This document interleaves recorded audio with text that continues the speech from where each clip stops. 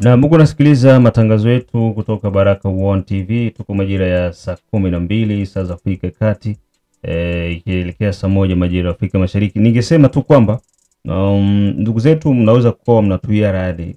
Squeeze mtandao kiukweli unasumbua sana, ile mbaya sana tu. Kwa hiyo unakuta matangazo yetu ya saa 12 labda yanakuja yanachelewa. Mtu alikuwa anasubiria saa 12, unakuta saa 4 usiku, saa 3 ndio inatokea. Kwa hiyo haiko sisi, ila ni hali ya mtandao ndio huko unasababisha hivyo. Na pia nitoe shukrani za dhati kwa wote ambao wako wanatusikiliza, wale ambao wako upande wa Canada, Australia, USA, Central na East Africa, wale ambao wako Europe pia, na wale wote ambao wako na nia ya kuingia katika operation hii ambayo tuko nayo. Operation Saidia Muzalendo, ndugu zangu, iko inaendelea. Uwanja wa vita kule mambo ni moto. Mambo ni hatari sana. Mambo ni hatari. Leo hii jioni taarifa ambazo ziko kwenye meza ni kwamba bado tu sisi tunaendelea kukaba vizuri na tunaendelea kufanya kazi kubwa ya kuwapunguta hawa warugaruga wakahoko ambao licha ya vipigo ambavyo wako wanapata hao jamaa wako nguvu. Nguvu ni nini? Nguvu yao ni kwamba wako na roho nguvu. Sisemi nguvu ya pao kwamba wanatuzidi, hapana. Biko na ile roho nguvu, ile roho ya Farao. Ile roho yenye Mungu alimtia Farao. Roho ngumu. Hata upige yeye. Yaani mtu kuna kunguta anaona kabisa wenzake senke pale chini. Mena anasonga tu. Anakuja tu. Kunguta anakuja tu, sawa? Na si nao ndo hatulalishi. Akisogea naye chini. Akisogea naye hivyo na hivyo. Kwa hiyo tunahitaji sana kuweza kushirikiana ili ndugu zetu wapate kile ambacho wanastahili kupata. Tulisema tunahitaji tupate mahema. Mahema yasiyopungua 12, twende tuyagawanye kule tuwape ndugu zetu ambao wapo kwenye uwanja wa mapigano, wanahitaji hivi. Unaona bombardement ambazo ziko zinafanywa na M23 ku manyumba za raia ni jambo ambalo liko kondane na kila mtu, sisi wote. Kwa hiyo tuna dekuraje pia kwa kiwango kikubwa wote ambao wako wana support magaidi wa M23. Kwa hiyo kwa upande wa vita tuko vizuri, nchi inaendelea vizuri, majeshi yetu yanaendelea kufanya kazi kubwa, wazalendo wanaendelea kufanya kazi kubwa vile vile, na ushirikiano wetu na Burundi pia ni mkubwa.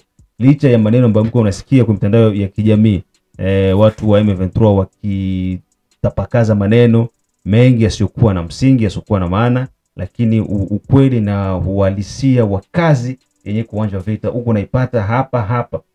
Utaenda kwingine watakwambia tu mambo ya juju, lakini sisi tunakwambia habari ambazo tunazigusa, ambazo tunapambana nazo, ambazo tunakwenda kuzitafuta na tunaziona na tunakuletea. Kwa hiyo usikose kuwa na share na kusubscribe Baraka One TV. Tuko pia Facebook pamoja na TikTok. Unaweza ukalike na follow page zetu, na utakuwa mtu wa kwanza kabisa kunapata haya matangazo kila wakati. Na tusikilize wananchi wana mitazamo gani.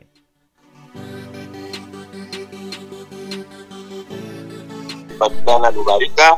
Na kwa swala la pili nitazungumza kama vile msemaji wa wazalendo katika teritwari nzima ya Kabare.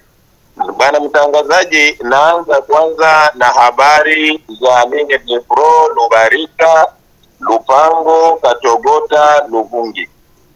Kwa kweli mimi Abubakari Gendula Shombo, observance wa General Abdul Matata Pandawa Lubarika, tunaendelea na kusikitika sana na kusononeka sisi kama vile viongozi wa wazalendo, kwa sababu tokea mwezi wa 4 sisi mara kwa mara tunaomba vifaa vya vita ku 33e region militaire Bukavu, ku sektere ya Sokola de, lakini tunaendelea kusikitika. Kwa sababu gani? Kabla adui hajaja kuvamia Katogota tena kwa mara ya pili, walituambia tutoe wanajeshi wote tuwadeploye Ligne de Pro, Luvungi, Lubarika, Katogota na kadhalika.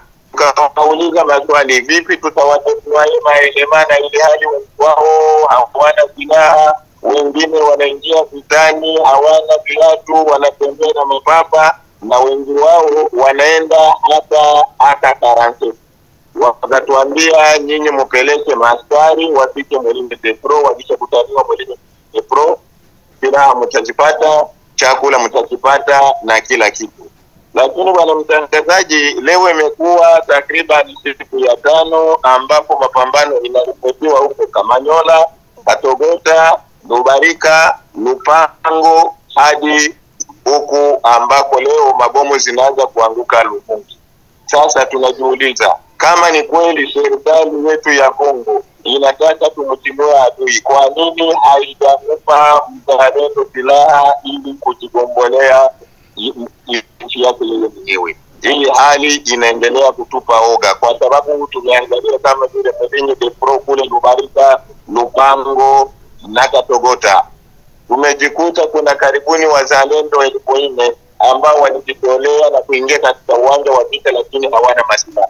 Sasa sisi tunajiuliza kwa nini mara kwa mara tulikuwa tunaambiwa sasa wazalendo zimefika Bujumbura, leo imefika takriban miezi 4 aidha 5, tuko tunasubiria na mpaka saa hizi hatujapata suluhisho.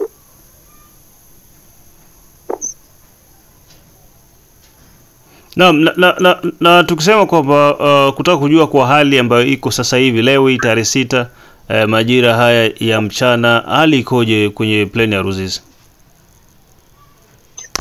Kwa kweli bwana mtangazaji, kitu ambacho nitaendelea kukuambia, sisi kama vile wanajeshi wazalendo tunaona ya kwamba tukiangalia namna adui anaendelea kupiga mabomu, kupandisha madrone muda wowote ule, na zile drone bwana mtangazaji huwa zinaharibu maelema zetu. Zile madrone huwa zimebomoa hata gari ya FRDC, lakini tunaendelea kujiswali maulizo. Sisi tunaona wanatuonyesha kwenye video ya kwamba nchi ya Kongo imenunua madrone, nchi ya Kongo imenunua masokoi. Lakini kwa nini sisi sokoi zetu hazipandi? Kwa nini sisi drone zetu hazipandi? Na ili hali adui anapandisha drone za kamikazi, anapandisha drone za kila aina, na mpaka hivi raia anaona ni mashaka kwa kuwa bomu zinaanza kuiripuka katika mji wa Luvungi muda wote ule.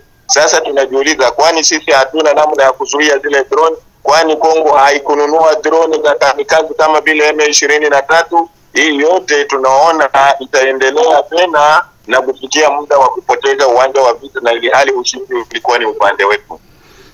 Kwa raia wengi wameanza kutoka maeneo ya Luvungi na sehemu zingine, na taarifa ambazo ziko zinakuja zinasema kwamba M23 tayari wako ndani ya kitongoji cha Luvungi. Ili swala lina uhakika gani? Bwana mtangazaji, mimi siwezi nikakuhakikishia ya kwamba M23 wameshawasili Luvungi, ni uongo. Lakini dalili zinazoonekana kwa kuwa M23 muda wowote ule drone zake zinapanda Luvungi na zinaangusha mabomu Luvungi. Vile kuna silaha nzito ambazo zinatupa mamitile kutoka Rwanda mpaka hata zinaanza kufika Bwegera. Lakini tunajiuliza kwa nini tokea hizi siku zote tunalalamika mara kwa mara, lakini serikali yetu haichukue hatua. Serikali yetu haitume ndege za kivita, serikali yetu haitume drone. Hii ni hali inasababisha raia wa Luvungi wanahama, kwa sababu bwana mtangazaji pale kumeanza fika mabomu za kila aina, mpaka na sisi kama vile wazalendo inabidi kufanya review strategic, kwa sababu tunajiuliza kwa nini Rwanda inaendelea kuchukua hatua zozote zile za kivita, lakini serikali yetu ya Kinshasa mpaka hivi iko kimya. Ushirikiano wa jeshi la Burundi, kwa sababu tulikuwa Luvungi juzi hapa tarehe 3, tulikuwa Luvungi mpaka tarehe 4, na tulikuwa tunashuhudia wanajeshi wa Burundi wakitumia nao pia silaha nzito kutoka pale Luvungi kwenda mpaka maeneo ya Kamanyola ambako kuna kambi za M23. Nini kilitokea mpaka zile silaha hazifanyi tena kazi? Bwana mtangazaji, jeshi la Burundi linafanya kazi kama kawaida, kwa sababu tukiangalia tokea Jumatatu ama Lendi ambapo M23 amekuja kuvamia, kwa kweli jeshi la Burundi linajitahidi sana. Ila inatakiwa tujue bwana mtangazaji ya kwamba jeshi la Burundi ni jeshi la kigeni, ni wa mercenary, ni wasaidizi ambao wamekuja kutusaidia, na lazima sisi ndio tuonyeshe juhudi zaidi kwa kuwaunga mkono. Sasa ikiwa jeshi la Burundi linatumia zile silaha nzito, na sisi tuliambiwa kuwa nchi ya Kongo imenunua drone, imenunua Sokoi. Kwa nini azifanye kazi ili kumsaidia huyu mwanajeshi wa Burundi? Unajua bwana mtangazaji, jeshi huwa ina mbinu nyingi zaidi. Unajua kinachosababisha bwana mtangazaji kugomboa maeneo, kwa sababu jeshi la Burundi linatumia kitu ambacho wanaita artillery, lakini artillery kwa kufikia kwa malengo lazima kuwe na infantry. Lazima infantry escadron, hawa ndio wanatembea chini kwa chini, alafu ile artillery na wachukulia bazari. Lakini bwana mtangazaji, hata ile artillery ya Burundi ifanye hiyo kazi, ikiwa hatuna infantry, ikiwa hatuna escadron, hapa mwisho ni kushindwa vita. Kwa sababu gani? Mimi nawaza na wewe mwenyewe uko shahidi, muda wote ule unapata habari Rwanda kunatoka magari na magari zinakuja kupigana kama nyola. Kuna kuja hata magari za kivita Charles Komba, lakini wewe mwenyewe unajua huko Uvira, niambie umeshaona meli ngapi zinatoka Kalemia kuleta majeshi kuja kusaidia Luvungi, Lubarika, Katogota. Na hata tukiwauliza watu ambao wamekaa sehemu za Kirumoni, je, kuna ndege ambazo zinatoa Burundi wanajeshi kutoka Kishasa kuja kusaidia Uvira? Hakuna. Hili swala linaendelea kuleta oga na kuonyesha mashaka upande wote, sisi tukubile kama wazalendo. Naam, kamanda una nini la kuzungumza? Tuna kamanda naye pia kutoka Tanzania. Kuna chochote ambacho unaweza kuchangia hapo kati? Mimi bwana mtangazaji, TV1, Baraka TV1, ninachoomba kitu kimoja kwa rais wangu wa Kongo Beto. Ninaomba msaada mkubwa zaidi wa kijeshi uonekane kuwasaidia wazalendo mkiwango kubwa zaidi ili kuweza kumfurusha adui ndani ya nchi yetu. Kwanza, wajeshi ambao wanapatikana Kabare, Katana, huko walipigana huko Bagira, wamejiondoa kwenye mstari wa vita kwa sababu hawana vifaa. Kuna wengine wako njaa, hawana chakula. Naomba serikali ya Kongo kusaidia kuweza kuwasupport na kuwapatia vifaa vya kutosha na chakula ili waingie kwenye mapambano. Ndio hicho ambacho tulitaka upandishe kipindi hichi kwenye TV ili rais wa nchi naye angalie. Kuna vifaa viko Bunyakiri, kuna vifaa viko hapo Burundi. Watumie vifaa vya Burundi na ndege ya helikopta itashukia hapo walipo wazalendo, watajisave wenyewe vitu vyenyewe na kuweza kupambana. So huyu nani anaye msemaji wa wazalendo ataonesha wapi vifaa vitashushwa, anapajua na aliniambia anajua mahali vitashushwa. Tunaomba kwa rais aweze kufanya kazi iwezekanavyo, uweze kusupport wazalendo mahali walipo ili waweze kutoa adui. Hiyo ndio kitu ambacho nilichoongeza bwana mtangazaji. Tumalize na msemaji Observance Abubakari, una nini la mwisho ambalo ungeongea na wananchi wote pamoja na viongozi wakuu wa jeshi pamoja na serikali? Kwa kweli bwana mtangazaji, naongea kwa njia ya pili kama vile msemaji wa wazalendo katika teritwari nzima ya Kabare. Kwa kweli sisi Kabare tulikuwa tumejitolea kinagaubaga kwa kusaidia nchi yetu ya Kongo, tukiwa na matumaini ya kuigomboa aeroporo ya Kavumu na kushikilia kabisa vile nzima ya Bukavu. Na jua tokea tarehe 21 wazalendo tulianza kupambana ku maeneo ya Chivanga, maeneo ya Katana, maeneo ya Kaleni, maeneo ya Kabare, Kirunga Santre. Adui tukamtimua sehemu ambapo alikuwa ameweka ngome kubwa kule Kaburunguse, tukamtimua sehemu ambapo alikuwa ameweka ngome nyingine Tiranga. Adui vijana wetu wakampiga Mgogo, wakampiga Kamitindi, wakampiga kumtoa pale kusenta ya Kabare Center mpaka kumfikisha katika komine ya Bagira, huko Bagira ndani.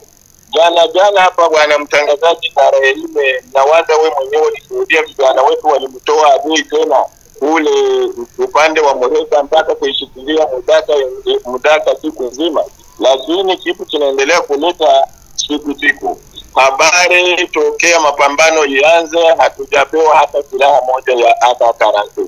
Mzalendo wa Kabare bado angali anauzisha shamba yake tena kwa silaha ya kugomboa nchi.